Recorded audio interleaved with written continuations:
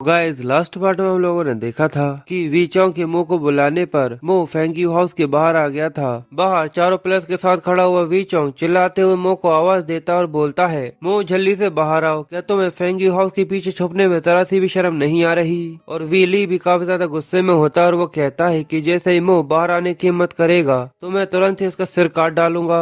मो बाहर आते ही कहता है कि कुत्तों की तरह चिल्लाना बंद करो और साथ ही मो वी चोंग से कहता है कि आज मैं यहाँ पर आकर तुम्हारी कुत्तों वाली जिंदगी को खत्म कर दूंगा। जो बोलते हुए मो वी चोंग के ऊपर आकर हमला कर देता है, पर वी चोंग भी उसके ऊपर कई सारे मल्टीपल पंच करता है, पर मो उससे बच जाता है। 4 प्लेयर्स भी मो के ऊपर अटैक करने के लिए आते हैं, पर वो ये देखकर काफी हैरान होते हैं और कहते हैं ये तो पहले से बहुत ज्यादा फास्ट हो चुका है। और साथ ही मो वहाँ पर अपने 7 डिवाइन मार्शल आर्ट स्किल का इस्तेमाल करने वाला होता है, जिससे पहले वो वी चोंग से कहता है, वी चोंग, होंग फैमिली के उस दिन 74 लोगों की तुमने जान ले ली थी, जिसकी कीमत तुम्हें आज चुकानी होगी। जो बोलकर मो अपने आंखों से उस लेजर को छोड़ने वाला होता है, जो देखकर वी चोंग डरते हुए अपने अंकल वी लाई को मदद के लिए चिल्लाता है। पर तभी मो अपने 7 divine martial art skill divine illumination light cut का इस्तेमाल करता है और वी चोंग को बीच में से काट देता है। जो देखकर चारों प्लेयर्स बहुत ज्यादा हैरान होते हैं और बोलते हैं कि आखिरकार इसने अपने 7 डिवाइन मार्शल आर्ट स्किल को बाहर निकाल लिया है। जिसके बाद वो चारों ही एक साथ मिलकर मो के ऊपर अपनी फुल पावर से अटैक करते हैं और यहाँ पर वो चारों मिलकर 4 लीफ नाम की अटैक करे को बनाते हैं, जो कि बहुत ज्यादा पावरफुल होती है और इन चारों की स्पेशलिटी होती है। फिर वो लोग अपने अरे को एक्टिवेट कर मो के ऊपर अटैक करने लगते हैं, जिसको देखकर मो भी कहता है मैं अपनी आंख को ज्यादा देर तक इस्तेमाल नहीं कर सकता। पर जैसे ही वो लोग मो के ऊपर अटैक करते ही हैं, जो देखकर मो अपनी डिवाइन कॉन्शियसनेस के साथ अपने 7 डिवाइन मार्शल आर्ट स्किल को मिलाकर बहुत ज्यादा पावरफुल अटैक करने वाला होता है, जहाँ पर वो अपनी पावर्स को रिलीज करते हुए उन लोगों से कहता है, क्या तुम लोग यहाँ पर सूखे पत्तों की तरह आकर मुझे मारना चाहते हो? जरा इसे देखो, अब मैं तुम्हें दिखाता हूँ कि आखिर मैं क्या कर सकता हूँ। जो बोलकर मो अपने 7 डिवाइन मार्शल आर्ट स्किल को अपने आइस ड्रैगन स्वॉर्ड के साथ मिलाकर उनके ऊपर स्लैश लगाना चालू कर देता है, जिसका इम्पैक्ट बहुत ज्यादा पावरफुल होता है, जिसकी वजह से किसी का हाथ और किसी का पैर कट जाता है। वी लैंग अपने साथी को बचाते हुए कहता है, क्या तुम्हें तुम्हारे पैर की परवाह नहीं है? जल्दी से यहाँ से भागो।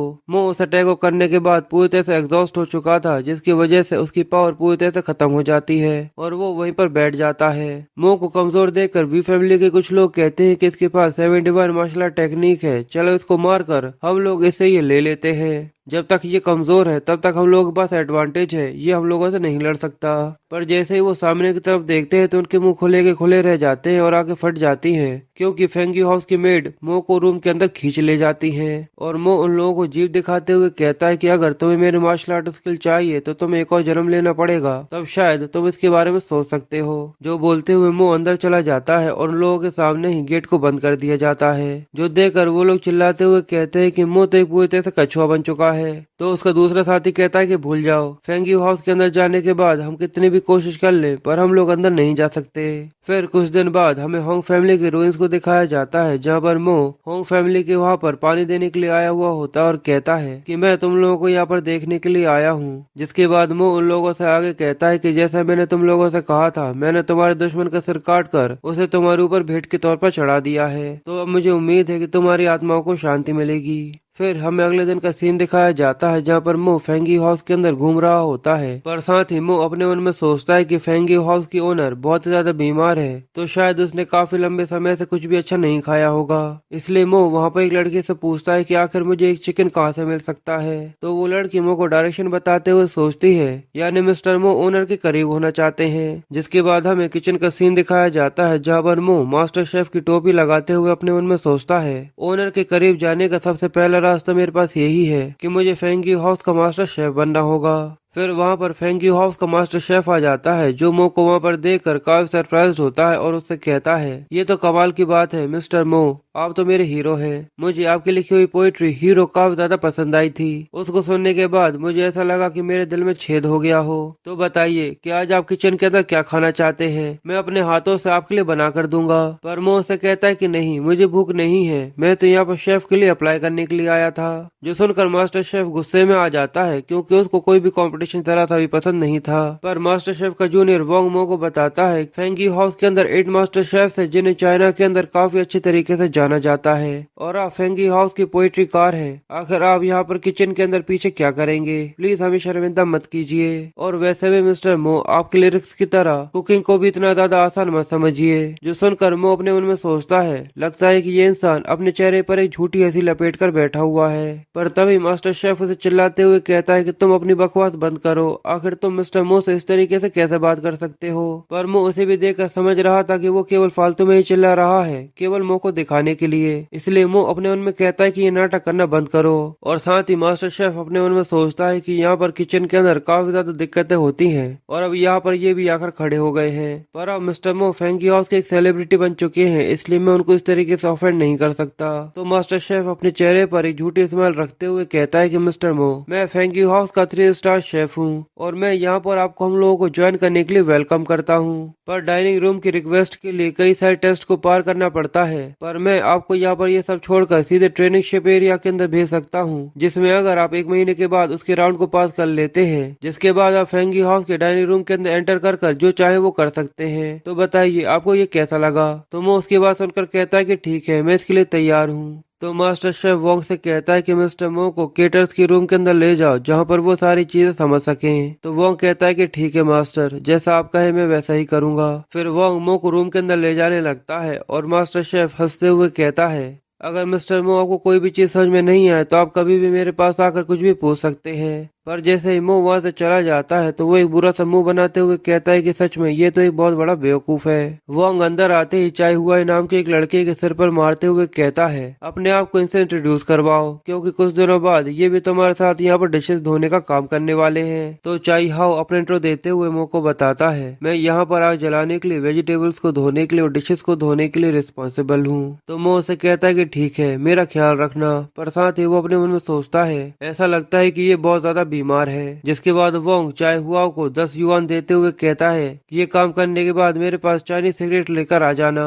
तो चाय हुआन वोंग से कहता है कि नहीं, अब मेरे पास पैसे नहीं है। तो ये देखकर मो भी थोड़ा सा कंफ्यूज होता है और अपने मन में सोचता है क्या मैंने कुछ गलत तो नहीं सुन लिया, क्या अभी इसने कहा कि इसको सिगरेट लेकर आनी है, पर सिगरेट तो 500 युआन की आती है। पर ये तो यहाँ पर चाय हुआन को केवल 10 युआन ही दे रहा है। तो वोंग चाय हुआन को गाली देते हुए कहता है कि जल्दी से ये पैसे पकड़ो और इस न्यू कमर को देखो, मैं यहाँ से जा रहा हूँ। वोंग के वहाँ से चले जाने के बाद चाय हुआन रोते हुए कहता है कि इस बार मुझे ही सिगरेट लेकर आनी पड़ेगी। जिसके बाद वो चाय हुआन से पूछता है कि आखिर तुम एक दिन में यहाँ पर कितने डिशेस होते हो। तो चाय हुआन कैलकुलेट कर उसे बताता है कि ज्यादा नहीं, आज यहाँ पर ज्यादा नहीं आई है, केवल आज तो यहाँ पर 3000 डिशेस ही हैं। जिसके बाद वो चाय हुआन से पूछता है कि पर मास्टर ने जो तुम्हें पैसे दिए हैं सिगरेट लाने के लिए वो तो काफी नहीं है। तो चाय हुआन फिर से डिशेस को धोना चालू कर देता है और मुझसे कहता है कि इस बारे में बात ही मत करो, मुझे इस टॉपिक पर बात ही नहीं करनी। तो मो भी वहीं पर बैठकर चाय हुआन के लिए बुरा फील करते हुए कहता है कि चलो मैं भी तुम्हारी डिशेस धुलवाने में तुम्हारी मदद कर देता हूँ। जिसके बाद चाय हुआन मो को बताता है कि मैं भी हुआ के नाशी से हूँ।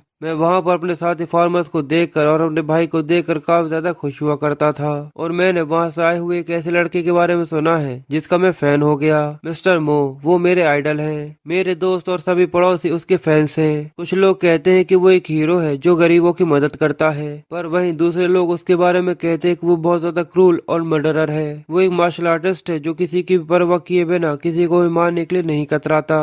मो ने अभी तक चाई हाउ को अपने इंट्रो नहीं दिया था और वो उससे पूछता है आखिर तुम्हारे लिए मो क्या है, आखिर तुम मो को क्या समझते हो, मैंने उसके बारे में ज्यादा नहीं सुना।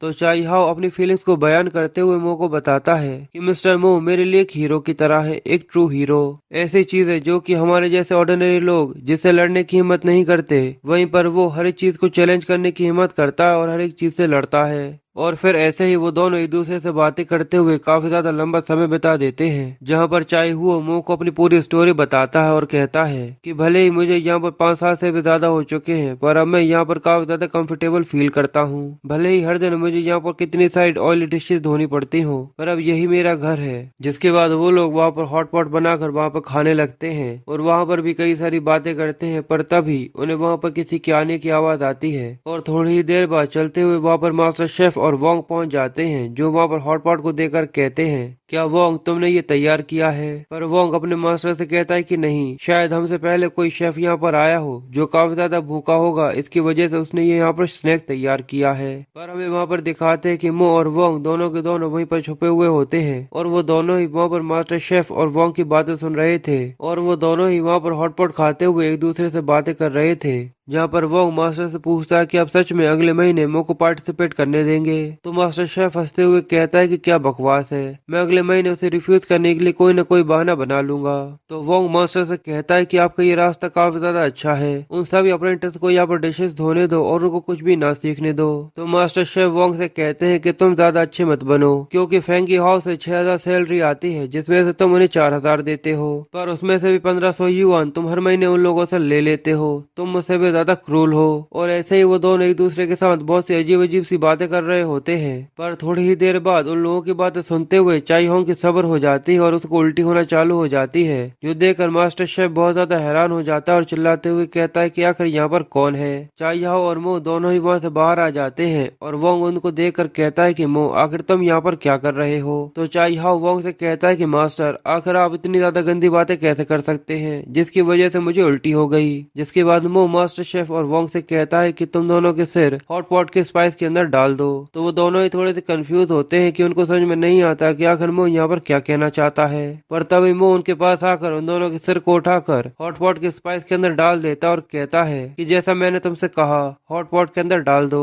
वो दोनों ही बहुत जोर जोर से चिल्लाने लगते और कहते हैं कि मेरा सिर बहुत ज्यादा जल रहा है, प्लीज मुझे बाहर निकालो। और फिर हमें अगले दिन का सीन दिखाया जाता है, जहाँ पर रॉग रिनर मुंह पर चिल्लाते हुए उसे बताती है कि मास्टर शेफ ली हान एक इंटरनेशनल शेफ है, जिन्हें फेंगी हाउस में बहुत मुश्किल से बुलाया गया था, और वो अगर इस दुनिया के किसी भी कोने में ये काम करते तो उन्हें बहुत ज्यादा रिस्पेक्ट मिलती। भले ही यहाँ पर मास्टर ली हान अगर कोई भी गलत काम कर रहे थे, तब भी तुम्हें फेंगी हाउस के रूल्स के हिसाब से ही चलना चाहिए था। मो, अब तुम्हें इसके लिए कुछ करना होगा। जो सुनकर मो रॉन्ग रेनर से कहता है कि आखिर तुम्हारा क्या मतलब है, मुझे क्या करना होगा? तो रॉन्ग रेनर मो को समझाते हुए इसे बताती है कि कल तुम्हें एक टेबल तैयार कर मास्टर शेफ से माफी मांगने के लिए कई सारे पकवान बनाकर उनके लिए ले जाने होंगे। तो मो उसकी बात सुनकर उदास हो जाता है और उससे कहता है कि ठीक है, मैं इसके लिए तैयार हूँ। ये सुनकर रॉन्ग रेनर वहाँ से जाते हुए मुस्कुराकर मुझसे कहती है कि प्लीज तुम्हें परेशान करने के लिए मुझे माफ कर देना, पर जैसे ही तुम मास्टर शेफ से माफी मांग लोगे तो तुम मेरे रूम के अंदर आ जाना, जहाँ पर मैं तुम्हें पर्सनली थैंक यू बोलूंगी। जो सुनकर मो भी बिल्कुल चुप हो जाता है, पर साथ ही वो अपने मन में सोचता है कि यहाँ पर लीहान ओनर के लिए काफी ज्यादा इम्पोर्टेंट है, क्योंकि वो ही उनके पसंद के खाने बनाया करता है। और वहीं पर खड़ी हुई बाइजुओ भी ये सब सुन रही होती है और वो मो को आवाज देकर उससे कहती है, क्या मो सच में तुम उससे माफी मांगना चाहते हो? सभी लोग यही बातें कर रहे हैं कि तुम उनसे डर चुके हो। मो बाइजुओ को वहाँ पर देखकर खुश हो जाता है और उसे कहता है कि ऐसा बिल्कुल भी नहीं होने वाला। जिसके बाद वो बाइजुओ को एक प्लान बताता है,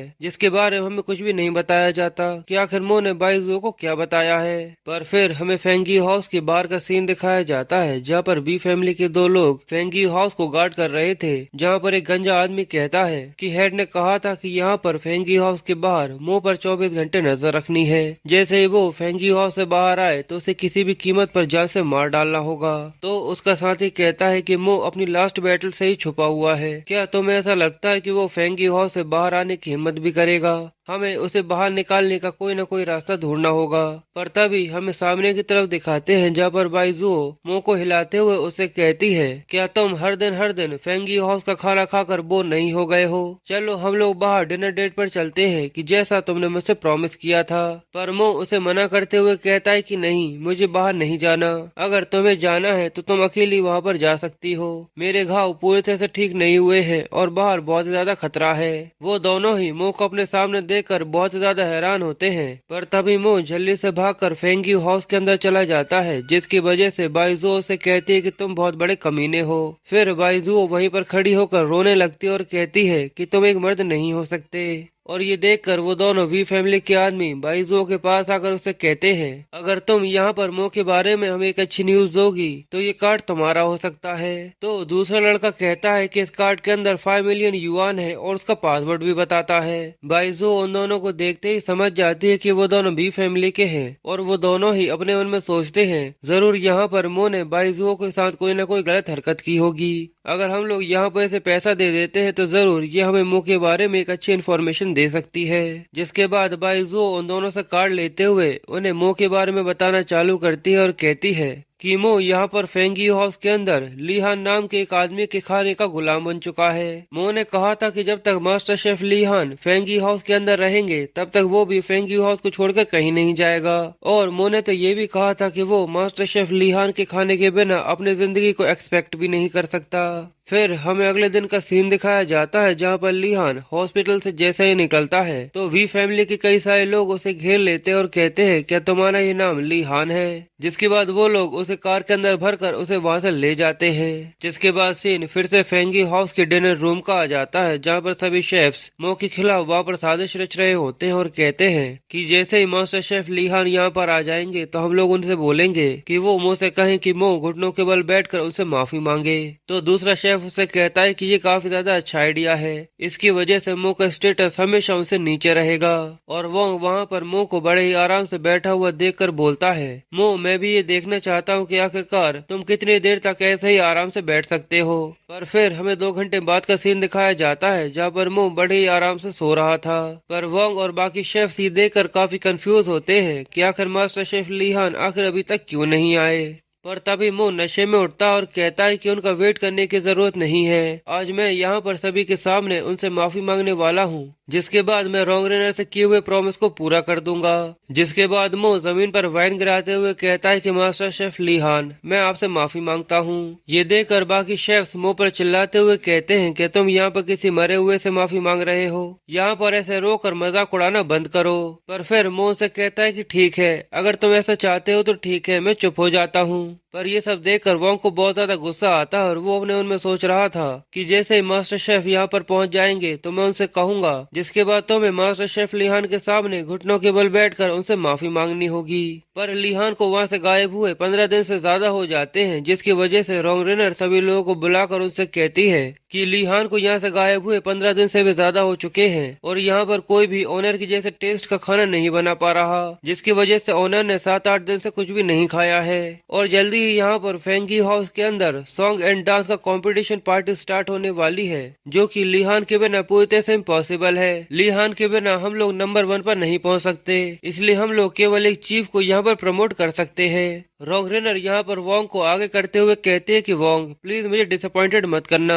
पर तभी मो आगे आते हुए कहता है कि रुक जाओ, मेरे कुकिंग स्किल्स भी इतने बुरे नहीं है, मुझे यहाँ पर मास्टर शेफ हेड होना चाहिए। तो रॉन्गरेनर मो से बोलती है कि यहाँ पर मजाक करना बंद करो, फेंगी हाउस भले ही तुम्हारे लिए एक मजे की जगह हो पर यहाँ का खाना भी बहुत ही ज्यादा इम्पोर्टेंट होता है। तो मो रॉन्गरेनर से बोलता है कि अगर तुम्हें मेरे ऊपर यकीन नहीं है तो क्यों न मास्टर शेफ वोंग और मेरे बीच में कंपटीशन कर लिया जाए। ये सुनकर वोंग भी काफी ज्यादा एक्साइटेड हो जाता है और मो से कहता है कि मुझे एक मैच करने में कोई भी दिक्कत नहीं है, पर अगर मो तुम यहाँ पर हार गए तो तुम्हें तुरंत ही फेंगी हाउस से बाहर निकाल दिया जाएगा, जिसके बाद वी फैमिली तुम्हें मार सकती है। क्या तुम उसके बाद भी मेरे साथ कंपटीशन करना चाहते हो? जिसके बाद रॉन्गरेनर मो को समझाते हुए कहती है कि मो क्या तुम पूरी तरह से श्योर हो कि तुम वोंग के साथ एक कॉम्पिटिशन करना चाहते हो? तो मो मुस्कुराते हुए कहता है कि ऑफ कोर्स मैं इसके लिए पूरी तरह से तैयार हूँ। और उसके बाद मो वोंग से बोलता है कि अगर तुम यहाँ पर हार गए तो अपने सामान पैक करना और तुरंत ही फेंगी हाउस से निकल जाना।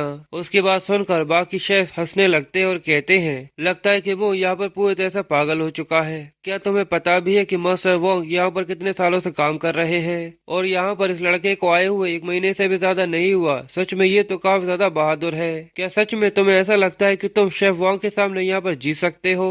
वोंग भी हंसते हुए कहता है कि ये तो काफी कमाल का है। यहाँ पर मिस रॉन्गरेनर के प्रेजेंस के सामने मैं वोंग इस बेट को एक्सेप्ट करता हूँ। पर साथ ही वो अपने मन में सोचता है कि मो बस तुम थोड़ा सा वेट करो, थोड़ी ही देर बाद मैं तुम्हें फेंगी हाउस के घर से बाहर निकलवा दूंगा, जिसके बाद वी फैमिली तुम्हें जान से मार डालेगी। रोंगरेनर उन दोनों की बातें सुनने के बाद कहती है कि हम इस कंपटीशन के लिए ज्यादा समय तक नहीं रुक सकते, इसलिए क्यों ना हम इस कंपटीशन को आज ही रख ले। आज यहाँ पर तुम दोनों मेरे सामने कंपटीशन करोगे और मैं तुम लोगों की जज रहूंगी। आखिर यहाँ पर तुम क्या डिश बनाने वाले हो वो तुम ही चूज करोगे। तुम्हारे पास 90 मिनट है, तुम जो चाहो वो बना सकते हो।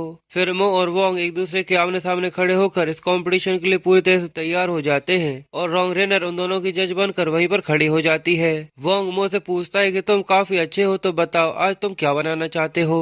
तो मो वोंग से कहता है कि यहाँ पर चैलेंज मेरी तरफ से दिया गया है, इसलिए मिस्टर वोंग आपको बताना चाहिए कि आखिर आप क्या डिश बनाना चाहते हैं, क्योंकि शेफ वोंग यहाँ पर आप कुछ भी चुन ले इसका रिजल्ट नहीं बदलने वाला। ये सुनकर वोंग हंसते हुए कहता है कि तुम्हारी टोन बहुत ज्यादा एरोगेंट है। अगर तुम यही चाहते हो तो आज मैं तुम्हारे सपनों को पूरी तरह से पानी में डुबो दूंगा।